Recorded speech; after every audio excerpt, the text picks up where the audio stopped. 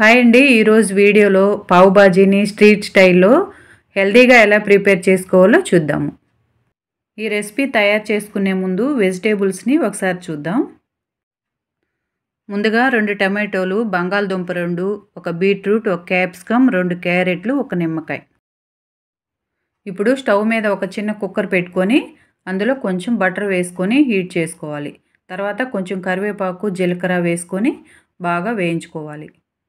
ఇప్పుడు ఈ వెజిటేబుల్స్ అన్ని కట్ చేసుకొని క్యాప్సికమ్ తప్ప మిగతావన్నీ వేసుకోవాలి. ఈ బఠానీ ఉంటే 2 అవర్స్ నానబెట్టుకొని వేసుకోండి, లేకపోతే స్కిప్ చేసేసేయండి, ఏం పర్వాలేదు. ఈ కట్ చేసుకున్న వెజిటేబుల్స్ అన్నీ వేసుకున్న తర్వాత కొంచెం ఉప్పు, పసుపు వేసుకొని బాగా కలుపుకోవాలి.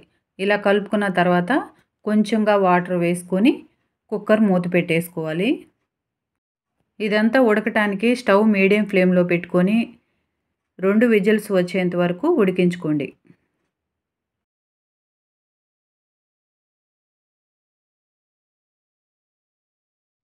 ఇప్పుడు స్టవ్ మీద ఇంకో ప్యాన్ పెట్టుకొని అందులో కొంచెం ఆయిల్ అలాగే బటర్ వేసుకొని హీట్ చేసుకోవాలి. ఆయిల్ హీట్ అయిన తర్వాత సన్నగా కట్ చేసి పెట్టుకున్న ఆనియన్స్ అలాగే క్యాప్సికమ్ వేసుకొని వేయించుకోవాలి. ఈ ఆనియన్స్ వేగటానికి కొంచెం సాల్ట్ వేస్తున్నాను. అలాగే కొంచెం కొత్తిమీర కూడా వేసుకొని ఇవన్నీ బాగా ఫ్రై చేసుకోవాలి. ఇప్పుడు 1/2 స్పూన్ కారం, పావు బాజీ మసాలా 1 స్పూన్, అలాగే 1 స్పూన్ ధనియాల పొడి, కొంచెం కసూరి మేతి, అలాగే 1 స్పూన్ అల్లం వెల్లుల్లి పేస్ట్, ఇంకా చిటికెడు పసుపు ఇవన్నీ వేసుకొని ఆయిల్లో బాగా ఫ్రై చేసుకోవాలి. ఇవన్నీ 1 బై 1 వేసుకుంటూ బటర్లో బాగా వేయించుకుంటే పావు బాజీ మంచి టేస్ట్ వస్తుందండి. ఇప్పుడు కొంచెం నిమ్మకాయ పిండుకొని ఒకసారి బాగా కలుపుకొని కొంచెంగా వాటర్ పోసుకోవాలి.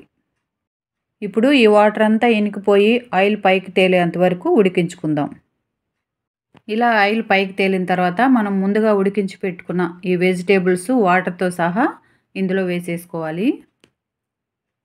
ఇలా వేసుకున్న తర్వాత ఇదంతా కొంచెం సేపు ఉడకనివ్వాలి. కొంచెం ఫుడ్ కలర్ ఉంటే వేసుకోండి, అది ఆప్షనల్ మాత్రమే. మనం బయటికి వెళ్ళినప్పుడు తింటాం కదా, ఆ కలర్లో ఉండాలని కొంచెం ఫుడ్ కలర్ వేసాను. ఇప్పుడు ఇదంతా చిక్కగా అయింది కదా, మ్యాషర్తో మెత్తగా మ్యాష్ చేసుకోవాలి. ఇలా మ్యాష్ చేసుకున్న తర్వాత కొంచెం వాటర్ పోసుకొని ఇంకొకసారి ఉప్పు, కారం మీరు టేస్ట్ చూసుకొని వేసుకొని బాగా చిక్కగా అయ్యేంత వరకు ఉడికించుకోండి. ఇలా ఆయిల్ పైకి తేలుతూ ఉందంటే మనకి పావు బాజీ కర్రీ రెడీ అయిపోయిందండి. ఇంకా స్టవ్ ఆఫ్ చేసుకుందాం. ఇప్పుడు స్టవ్ మీద ఇంకొక ప్యాన్ పెట్టుకొని కొంచెం బటర్ వేసుకొని హీట్ చేసుకుందాం. ఇలా బాగా బటర్ హీట్ అయిన తర్వాత కొంచెం కొత్తిమీర అలాగే మనం ఇందాక చేసుకున్న కర్రీ వేసుకొని పావు బాజీ బ్రెడ్ని రోస్ట్ చేసుకోవాలి. మనకి బేకరీస్లో పావు బాజీ బ్రెడ్ అంటే ఇస్తారండి. ఇలాంటివి ఒక ప్యాకెట్ తెచ్చుకున్నామంటే ఇంట్లో వాళ్ళందరికీ సరిపోతాయి. ఇలా 2 వైపులా రోస్ట్ చేసుకొని ప్లేట్లో పెట్టేసుకొని ఈ కర్రీ కొంచెం ఆనియన్స్ అలాగే నిమ్మకాయతో సర్వ్ చేసేసుకోవటమే. మీరు కొంచెం ఓపికగా టైం తీసుకొని ఇలా ఇంట్లో ఉన్న వెజిటేబుల్స్ తోటే తయారు చేసి పెట్టండి. మంచి హెల్తీ కదండి, వెజిటేబుల్స్ అన్నీ వేసాము, ఇంకా బటర్ కూడా వేసాం కాబట్టి చాలా టేస్ట్గా ఉంటుంది.